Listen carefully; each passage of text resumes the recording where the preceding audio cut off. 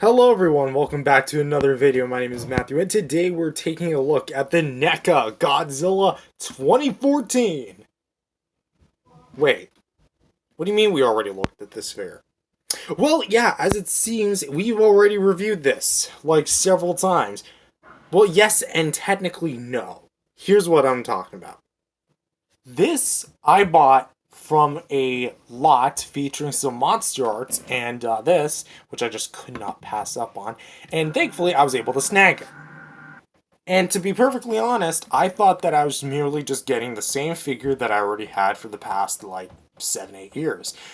Actually, no, I think it's been 9. Wow.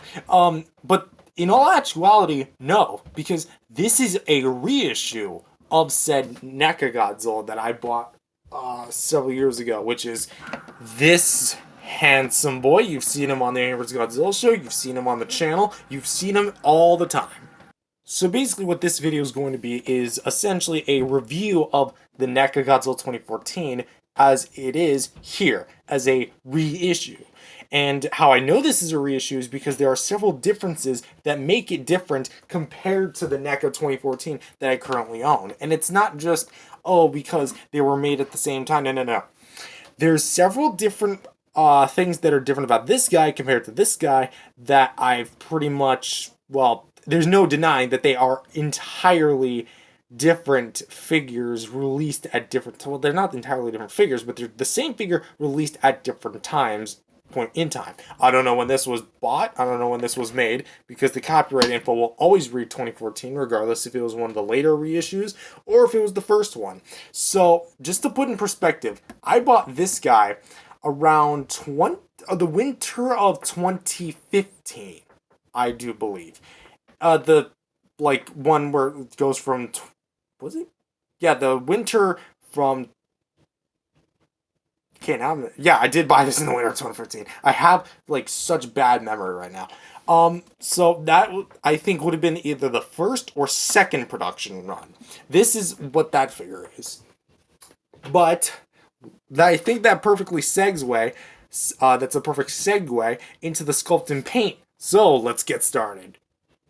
Starting off with the sculpt and paint on the head, you can absolutely see just how much paint and detail is compact into this tiny little thing. This head is about the width of my thumbnail. Like, that's how good it is. We have the signature eye, of course. It's not painted exactly like the movie, being a lot more simplified with the standard white dot in the middle and the yellow eye itself. Which in the movie, I think it was a bit more detailed than that. But again, when it's like literally the size of like almost of a needle, it really does a lot good. The head is obviously, standard kind of black plastic and has a bit of the blue highlights that you find, especially on the neck. We'll get to it, but also has a lot of like the wash you find on the blue as well, like little highlights on the bumps and skin, and even the teeth, which are absolutely, in my opinion, really well painted, and probably it's most likely because of how old my figure is and how much I've roughhoused with it over the years with all the like skits and me bringing it to like different events, like to camps, to the wilderness and all that sort of stuff. It's probably because of that, but my original, this one has much better painted teeth than that one did. It might, again, because they degraded over time, but whatever. I think what really steals the show is undoubtedly the mouth, because you can actually see where the hinge meets. It's like the thing that resembles the membrane. It's right at the tip of my finger, but that is a light purple compared to the darker purples you find within the mouth, and it just looks so good. Look at the way the tongue is painted, and look at like how the gums itself, and it looks so organic, and it looks so great. It almost looks like the 12-inch tall version, which honestly already had like such a stunning remark. And again, it just looks so good. Closing up that pie hole. Going down to the neck, we can see a bit more of the segmenting and like the dry brushing going on the back of the spines, and how it like transitions over to the neck ridges, and even like on the gills we have a bit more of a like light wash, and like it being a much more darker color. And again, it just looks so great. I honestly applaud NECA for what they did here because you can just see the blue wash. Like, again, it took me quite a long time before I bought, between me buying the original NECA Godzilla 2014 that I own and at a certain point where I found out just how blue it was. I think I found out how blue it was when I recorded that scrapped Godzilla versus Game Godzilla concept clip of him being under the water, and I used a cup for water filter and like having a phone with, you get it. But I think what is kind of a cool part of it, especially, is like just how detailed this thing remains even to this day. Because you can see all the signature dry brushing and details and how compact it is all into this one little space, and it just looks so good. However, what I definitely think is a bit of a minor dud is going to the chest, which, let's actually pause that and just look at the shoulders and the chest. The shoulders look really well done, and I honestly, again, have to applaud them. The blue just looks so good. It honestly looks so shiny. Well, actually, not really shiny. It looks really matte in person, and even the nails, which are like very solid black, I really appreciate. And you also have like a bit more of the dry brushing coming down to the waist and down to the crotch area, which again just looks so beautiful. Which I think is going to be one of the other times that I'm going to say a crotch looks beautiful. Oh boy, that's going to look so bad out of context. But what's kind of a bit of a dud, as I was going to point out, is the seam line.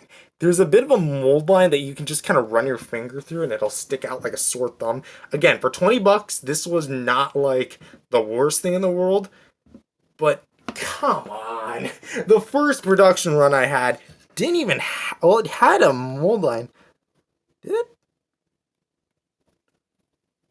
It kind of does, but like it's so minute compared to this. I feel like they could have done like a bit of a better job on that. So, in my opinion, the seam line is a bit of a dud, but hey, it is what it is.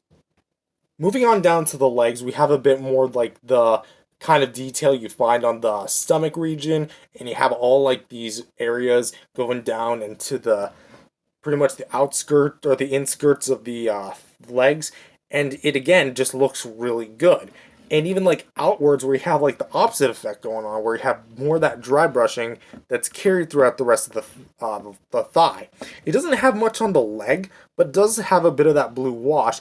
And then the feet are definitely a lot glossed up as far as the nails are concerned, but does have a bit of color variety. It's hard to see, but there is some color variety in the leg there, or in the foot.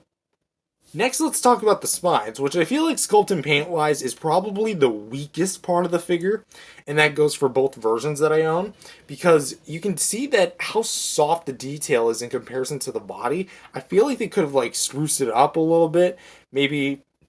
I know this is again like an older figure, but I feel like they could have like maybe updated it, like they updated the 84 spines, 85 spines, whatever, on the reissue.